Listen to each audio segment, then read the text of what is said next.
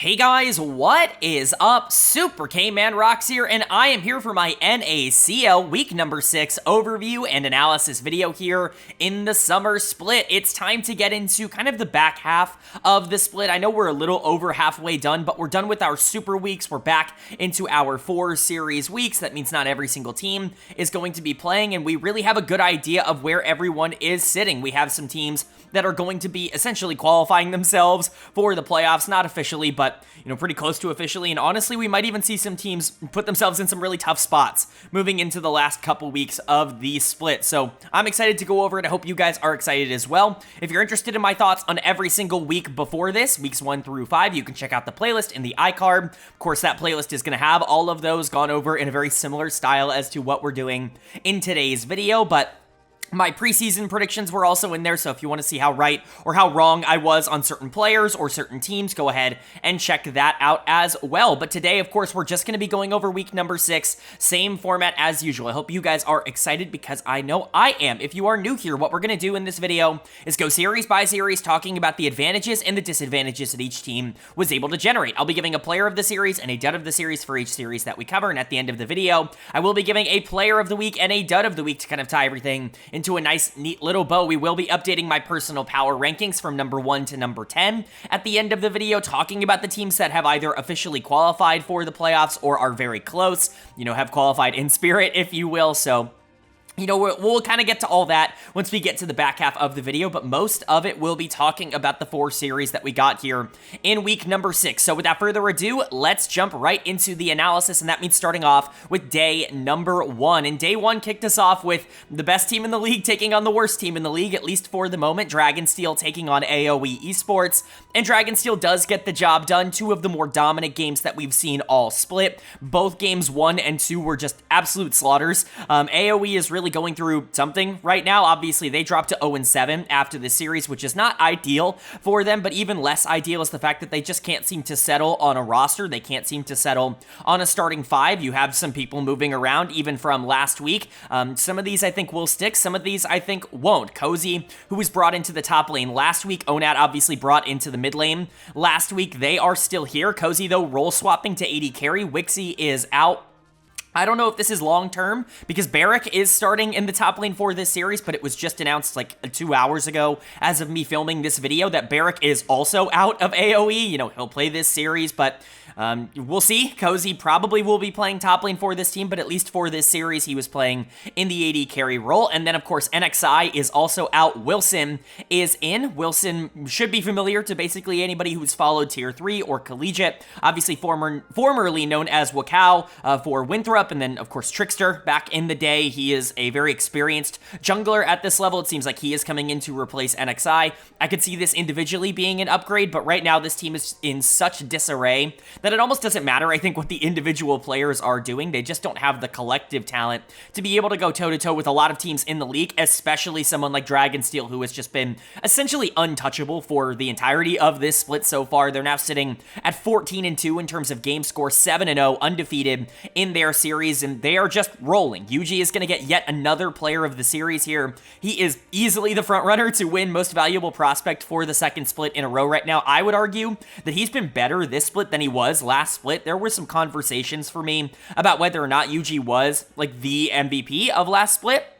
I think there were a couple of good options. I think, someone like Quad on FlyQuest was certainly considered. Someone like Surdy on FlyQuest was also, someone I really considered. Scary Jerry on his own team was also very valuable. But so far for me, this split, if you want to take a look at least the upper echelon teams in the league, it's not even close. Yuji is the most valuable player right now to his team in the league. He has just decimated every single matchup, and we'll talk about it for Wilson. I feel bad for him. He gets, thrown into the fire here, to say the least, having to go up against Yuji and Dragonsteel in his first series. But awesome Zyra game, great Nidalee game as well, just super versatile. He doesn't die a single time across both of these games. Just an amazing performance from Yuji, and we've become entirely accustomed to this. This guy needs to be in the LCS yesterday. That has become abundantly clear. I want to give a big shout out to Spyrax in the mid lane. He was the other player that I considered for player of the series here, that Yone game in particular. In game 2, really fun to watch. His mechanics are still there. I know some people, don't necessarily rate him as highly as I do, because I value his macro sense and his ability ability to play alongside his jungler a lot higher than I think others do. I think Yuji, he's a great player, and I don't want to take anything away from him. Obviously, I just praised him a lot, but his job would be a lot harder if he didn't have Spyrex in the mid lane. He makes his jungler's life easier, and that just is clear to me game by game. So Spyrex with another good series. Zamudo's been awesome, easily his best split ever on the top side being brought in here. Jerry and Zyko I've praised endlessly on this channel. Dragonsteel is just clicking everywhere right now. There is almost nothing to say negative about this team. They are just really rolling. They might finish the split undefeated and honestly might not even really be all that close. And for AOE on the other side, like there are some interesting things, I guess, about this team. We'll end up seeing what happens with the rest of this roster.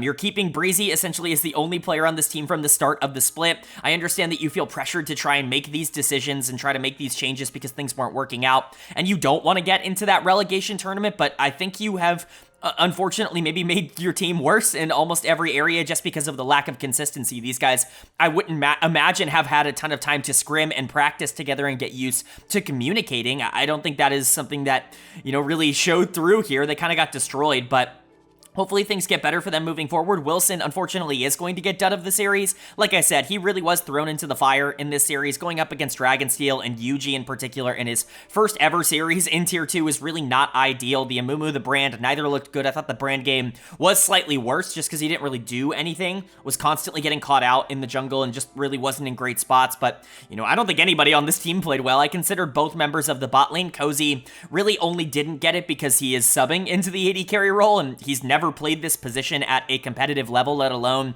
get thrown into a matchup against, the number 1 Tier 2 team, a team that very well could be in the LCS next year. Breezy, I think, has really struggled. I think if he had Wixie here, it would be a little bit easier. You brought in a C9 coach like a week ago only to get rid of the former C9 bot lane that he worked with.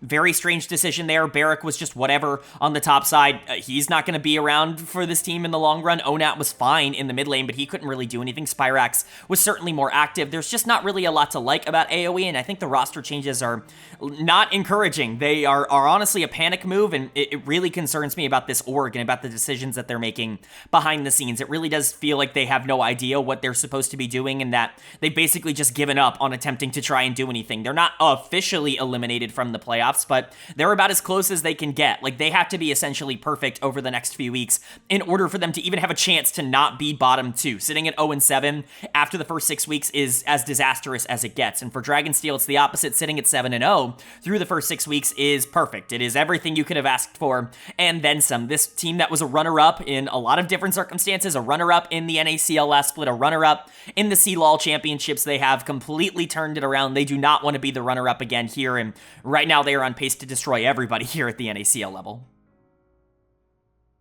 And then moving on to our second series of day number 1, and we go from the top team and the bottom team facing off against each other to 2 teams at 500. It's Winthrop University taking on Team Liquid Challengers, and Team Liquid is going to pick up the 2-0 series win. Winthrop, I think, did a good job to try and stay in this. I think there were a couple of really good performances from them. Aaron, in particular, had a really good series, but it just wasn't enough. Team Liquid was better, and they were better basically across the board. This was a really solid, complete performance from TL. I think the things that we had been complaining about a bit from them that, in my opinion, were holding them back from being, top 2 in the league in terms of expectations, maybe those things are starting to get weeded out. This has always been an org that's gotten better over the course of the splits that they have played, and that very much feels like it is going to continue to be the case. This was a great series. I gotta touch on this at least a little bit. This was like a very long series. It definitely took a toll on some of these players. I don't know how much that impacted the actual gameplay, but of course there was like an hour-and-a-half long pause in the middle after game number 1 when they determined they had to completely just remake it. Like they couldn't take game number 1. They paused right in the middle of it and said there was a game-breaking bug that ended up compromising the integrity of the entire game. So game 1 was essentially remade after an hour and 15-minute pause, and that was already after like 15 or so minutes of gameplay, and so you were sitting there, for forever. If you're Winthrop or if you're Team Liquid, that definitely probably played a little bit into the mentality of this series, but overall, I hope it didn't compromise either team's ability to play all that much, and, it's just something that I wanted to get out of the way because it was a pretty notable thing to happen, but we'll talk about the gameplay now. Player of the series is going to go to Spawn in the bot lane. This was his best series of the split by far. I think I've been praising a lot of people on Team Liquid, most notably Keel and Jenkins, who I think have really been the standout so far for me this split, split. Jenkins in particular, we will talk about him once again, had an amazing series, and I very much considered him for player of the series as well, but Spawn was just so consistent, and he does everything at such a solid level here in Tier 2. I know there are people that are definitely still jaded from his run on Dignitas in the LCS, but, you know, as I've talked about on this channel many times before, I think that had more to do with, like, the problems with that team and the way that he fit into that team playstyle-wise, rather than Spawn being a bad player that could never be an LCS caliber talent. Obviously, I do believe that he is LCS caliber in terms of mechanics, and, you know, you get it in series like this. You definitely see the vision, whether it's on Ashe as the kind of initiator at times in game number 1, where those enchanted crystal arrows were actually like setting up plays for the rest of the team to be able to capitalize on, whether it was Jenkins or Keel or Roamer, whoever. Like, Spawn was the one kind of initiating a lot of the engages for TL, but also in game number 2, if he needs to be the hyper carry in the back half, he can still do that. He can still do a billion damage and carry the game on something like Jinx, and so he's just a very versatile player, and I think that's what makes him valuable. He might not have the most like killer instinct mentality in the world. I've compared him to players like Patrick in the past in terms of his playstyle, but in the right situation, that kind of player can be immensely valuable, and we saw that here. And he can take over games. Like, he is not someone who's just going to sit back and lose the game. Like, he will try to win, you know, even situations, and we definitely saw that here. He was the most valuable player in this series. And then the other player that I said that I considered for this was Jenkins for player of the series. He was awesome here on the Gangplank on the Mundo. It was just a really good showing, and quite frankly, he's having an amazing split. He has had a really great, you know, summer so far, and I honestly think that, you know, for Jenkins, a player that I have at times been like, he's just okay. Like, he is a solid top laner at the tier 2 level, but not someone that I expect to be able to kind of make it back and dominate the LCS and, you know, be that guy that, you know, gets another starting job. It just didn't really seem like it would be on the table for him, but he's really starting to adapt in this meta right now and look really good. I understand top lane can be rather feast or famine, not only in this meta, but specifically here in the NACL when you've got a lot of top laners that either win hard or lose hard. But Jenkins has been able to consistently gain and, you know, keep advantages in these games, and I think that's what's been really impressive. So Jenkins, Spawn, definitely the players that stood out the most. Kim Down was really good in this series. I think Keel and Roamer also looked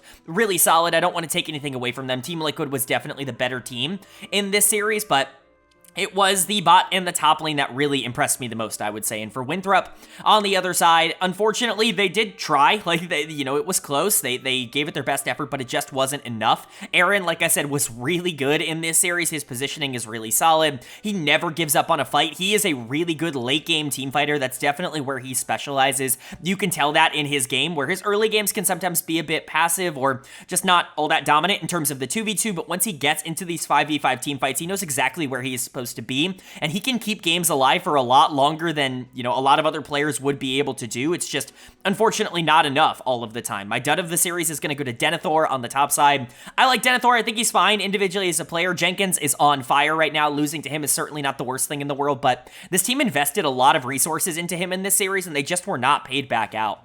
Specifically in that first game on the Gnar, they really wanted to try to get the Gnar ahead of the Gangplank. It just didn't really happen. Jenkins was more valuable. Kind of a similar thing on the Cassante, where he just was never really relevant throughout the game.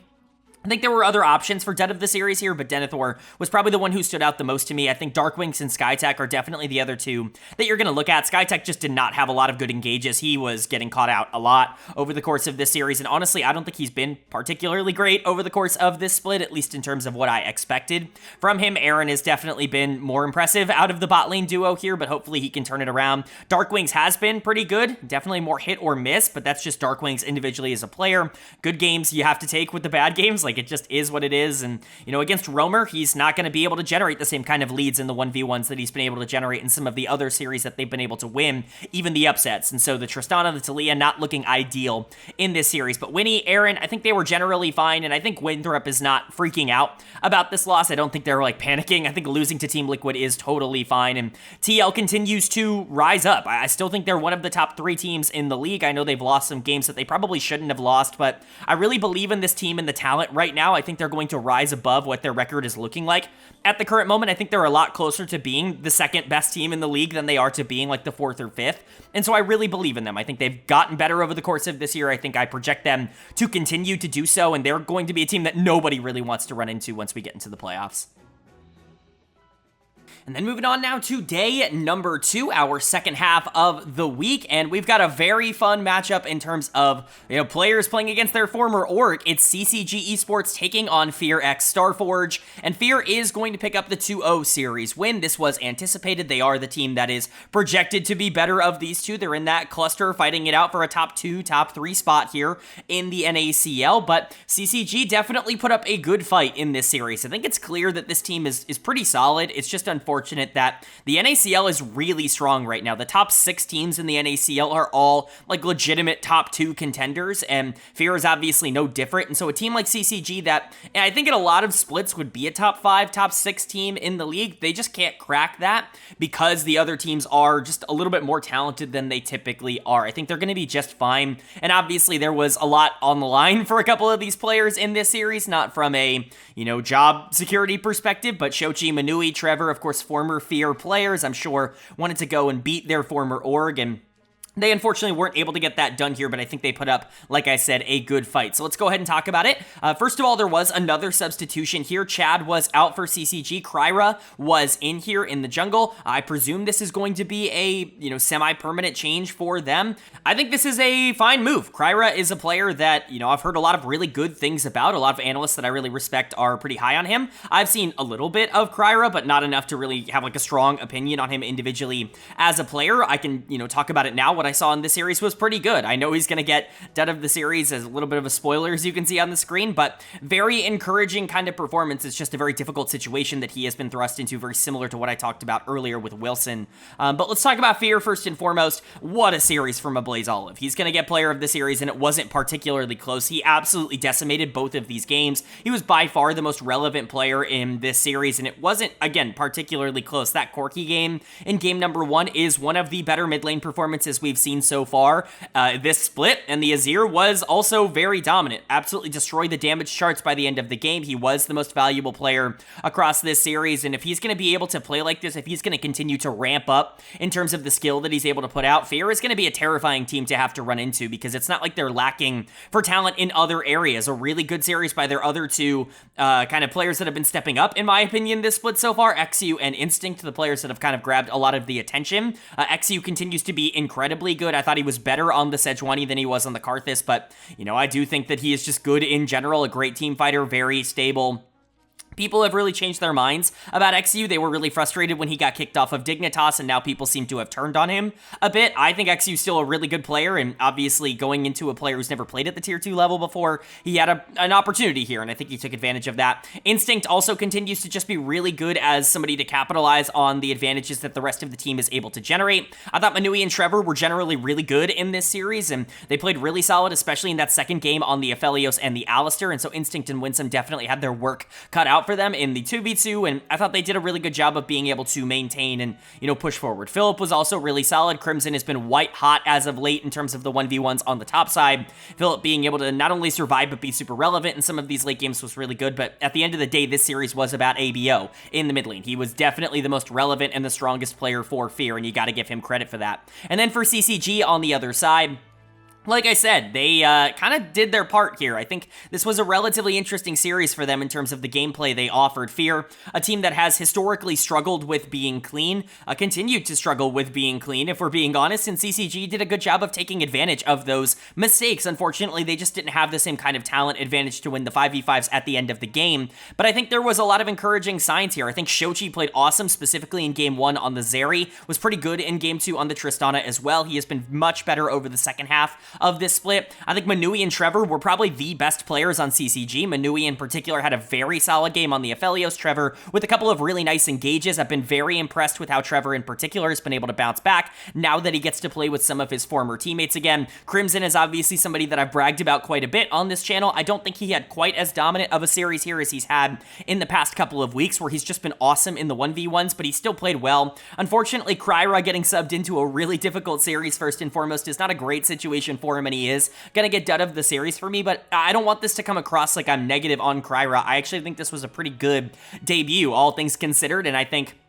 he might actually be an upgrade to this team. If a lot of the hype around him is to be believed, then he's going to be able to come in and really change a lot of things. He's a very good pather. He was already showing that in games 1 and 2. He just needs to clean up some of the mistakes that he makes in the mid to late game. I think if he's able to do that, if he's able to get on the same page, maybe practice a bit more with the other players on this team, then he could be a difference maker for them, and he could raise the ceiling of what they can do. They're really kind of stuck in this position right now where obviously they're fighting to not be bottom 2.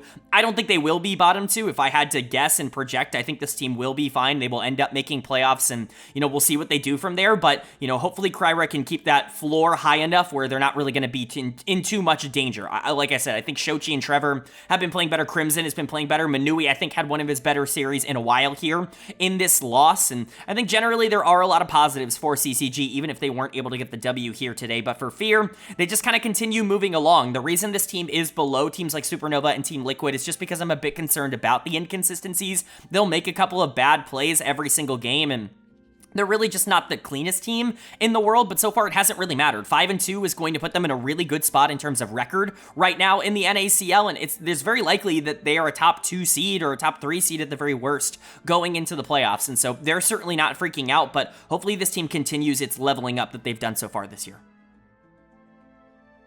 But that's going to bring us to our final series of the week here in the NACL, and it was another really good one between top teams. It's Supernova taking on FlyQuest Challengers, and Fly is going to pick up the 2-0 series win. They kind of needed this. They didn't look nearly as good as we thought they would last week against DSG. That was definitely the concern, is that, okay, is Fly really going to be the team that competes at the top of the standings? Dragonsteel has looked basically untouchable. They obviously beat them earlier on in the split, but Fly, as the defending champion, should be right there with them. They just kind of haven't been. There have been some up and downs. There have been some good and bad moments, and, we've kind of been waiting for this team to lock in on the consistency that we know that they can have in the best of scenarios. It just hasn't happened yet, but this was a really good showing that it absolutely is still there. I'm going to be honest, this was kind of a T1-esque performance, maybe not obviously in terms of just raw mechanical skill. It's a bit of a different scenario and circumstance just in general, but in terms of the way that these games ended up going, game number 1, a really close back and forth game with both teams very much being in it, and then one major team fight leads to the end of the game. That's the T1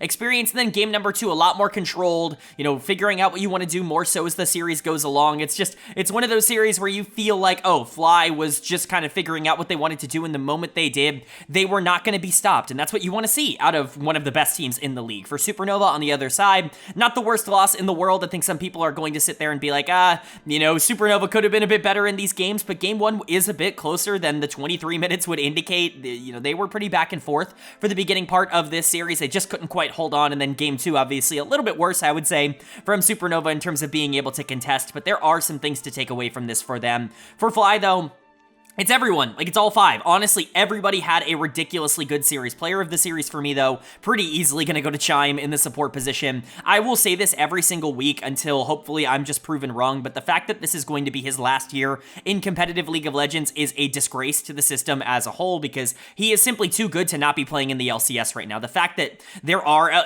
certain supports that I'm not going to name that are playing in the LCS right now over him is quite frankly a joke. He is a top 4, top 5 support in North America, and it gets proven over and over again. There is genuinely just no excuse at this point. He is too good to be playing in the NACL. He just continuously dominates every matchup he's in. The hooks from the Nautilus were perfect. The Alistair engages were perfect. He's just everywhere he needs to be. He's the go button for this team. He's the shot caller for this team. It's just, there's nothing else to see out of Chime. If he was eligible for most valuable prospect, he certainly would be in the running for me. I don't know how that ends up working. He's spent so much time in the LCS. I don't know if he's technically eligible for it, but if he is, he's definitely in contention for MVP of this split. You can definitely point out basically anybody second here. I'm going to point out Bradley. I know that might be a bit of a surprise, but Bradley was exceptional in game 1 on the Jace. I know the Ezreal game was definitely a little bit less noticeable. Surdy was more noticeable in that second game on the Gnar. Even Sajid, I think, was really good on the Zeri. But Bradley's game 1 on the Jace is going to go really undersold for just how good it was. This was one of his better performances